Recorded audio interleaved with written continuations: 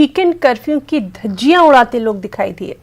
Corona guideline की खिलाफवर्जी कर रहे लोगों को रोकने पर पुलिस को बाकायदा धमकी दी गई, भद्दे अल्फाज का इस्तेमाल किया गया।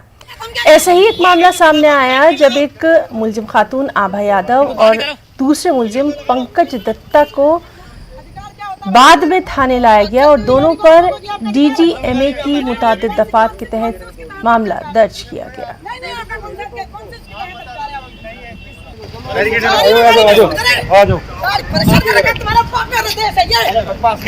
क्या कर लोगे? किसने रोकी मेरी गाड़ी? क्या कर लोगे? किसने रोकी मेरी गाड़ी? तुम चला ले रोक मेरे से। तुम सुबह से शाम तक लेडी पुलिस कहाँ है? मेरे आदमी हाथ छोड़ो मैडम, बिना बात के हाथ नहीं लगा सकती आप। हाथ छोड़ दो, हाथ छोड़ दो, बहुत लंबा जाएगा। लंबा जाएगा तो आप लंबा काम करोगे तो लंबा जाएगा। मेरी गाड़ी लॉक होनी चाहिए पहले। और हाथ नहीं लगाना मैडम। कमीज से कम कर रहा है। आप किसने लगाया? वो मेरे पति को कैसे लेके जाएगा? मास्क है।